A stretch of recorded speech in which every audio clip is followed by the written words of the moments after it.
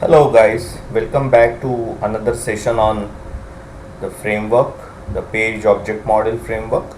And just to let you know that there are various ways you can construct a page object model framework. Uh, but here I am showing you a different approach. Here I am showing you the property files approach, and in the next set of videos I will cover the actual page object model by using the by class. So in this model we are going to explore how to use the properties file and pick up the each of the object repository elements from the property file.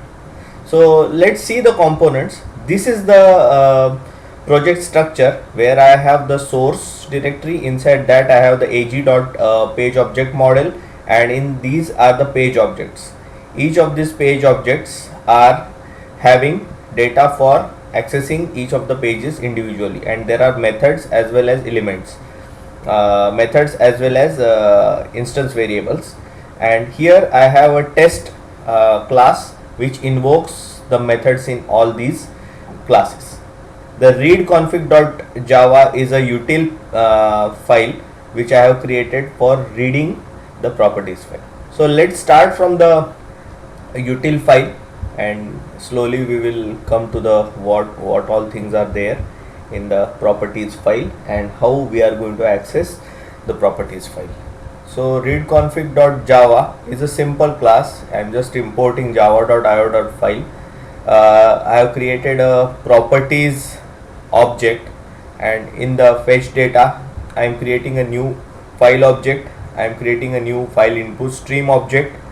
Then I am putting this in a try catch block. I am assigning the fs instance variable file input stream object to a new instance of file input stream, and I have given the src as a parameter, and then I am assigning the prop to a new properties object. So then I have put this loading of the properties file in try catch block, and then I am printing the stack trace. In this also I am printing the stack trace. This is all for debug error handling. And then I am extracting the property called keyval from the properties file and assigning it to return keyval, ret keyval, that's what I am calling, and then I am returning the ret keyval. So this is all is there in the function, in the method, or rather in the class. And then we will go to the page objects. So this is the home page object where I am importing the required files, and I am putting this page object in ag.pom.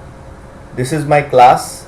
I am creating a WebDriver instance here, and I am creating an object of read config file. Then I am reading the config file.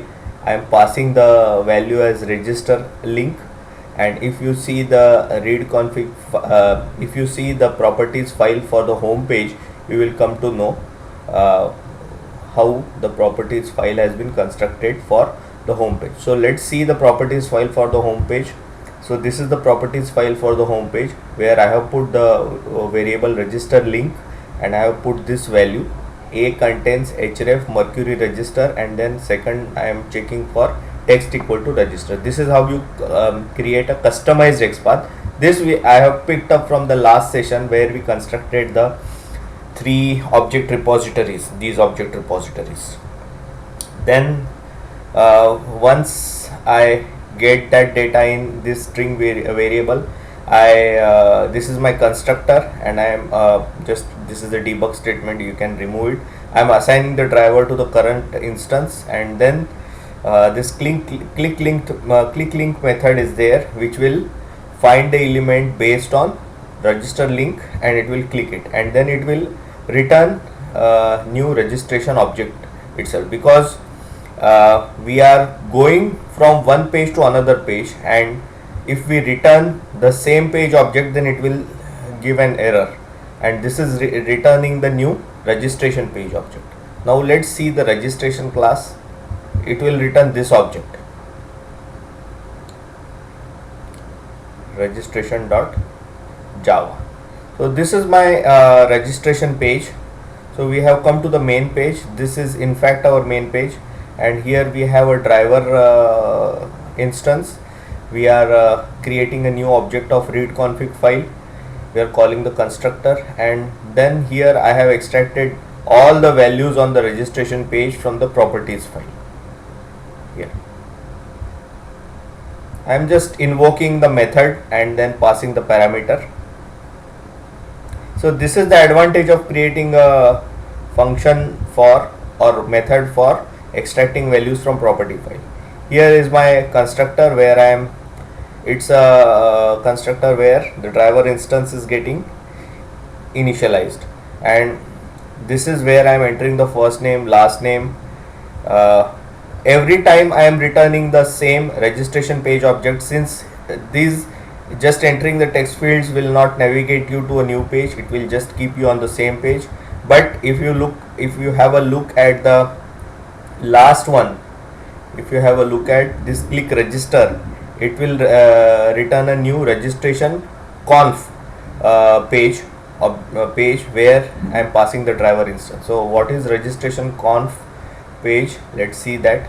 I will show you the registration.properties also. This is how the registration.properties file looks. This was created in the last session, and now registration conf is a simple class where I am putting the constructor, and here I am fetching data from the properties file for registration conf.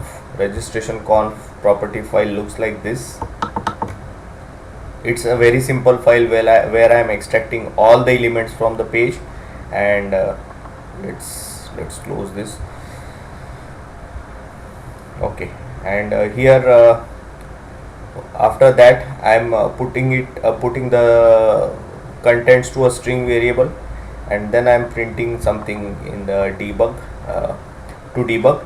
This is a string verified txt where I am extracting the contents of the register conf txt variable, and I am getting the text in that variable. I am returning the entire text that is fetched from our registration confirmation page. Then I am returning this, and then in the main test registration where I am calling each of the classes. So let's see that method. Here I am creating a new instance of Chrome driver. This is my setup method. It's a before test method, so it will run before any of the tests get executed. Then I am creating a new home page driver, new registration page driver, and new registration conf page driver. Then in the after test I am quitting the driver, so I am closing the driver. In the home test I am just this is not dependent. This is the very first test that will get executed, and it just invokes the new tools.demo.com and clicks the home page link. Similarly, this fname test, first name test, will enter Pinakin in the first name box, and this is dependent on home test, so it will call home test in turn. The next method is similar to this method. It just enters the last name, and it depends on the prior method fname test. Similarly, phone test depends on lname test, username test depends on phone test, and basically we are doing the same thing here. Each of the methods depends on the previous method, and the way to execute this is just click on the last method, and it will in turn invoke all the methods in a sequential manner. So eventually I am just asserting the text on the confirmation page, and here our test will fail because it has thank you 1. I will first fail the test, and then we will see how it appears when we pass the test. Okay, so now let's clear the console. Okay, and now I'm going to run it. The way to run it is just if you noticed, I would like to state this thing, that I have put the assert in the test method, not in any of the page objects. So that is how you code it for the page objects. run as test-ng test. Now it will open. It will call sequentially all the methods. It will go back and invoke all the methods. Cascading happens, and now it opens the page. It navigates to the register link. It enters the data.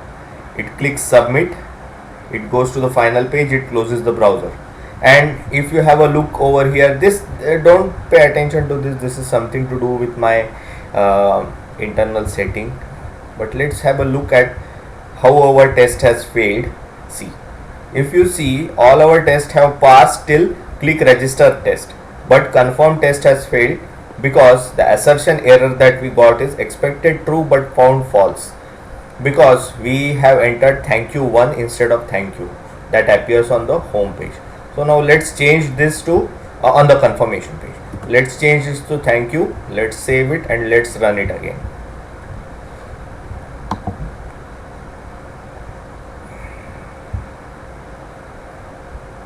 This time it should pass.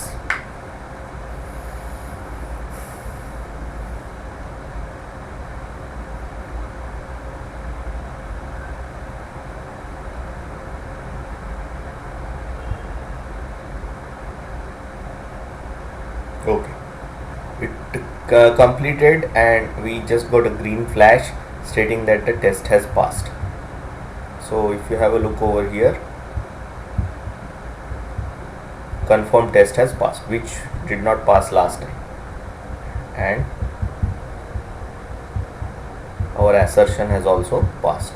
So let's have a look at results of running class test registration. You see that test 1 of 1 method 16, and it has passed. The green color indicates that it has passed, and now this all tests have passed, and it gives the times that it has run, the execution time over here.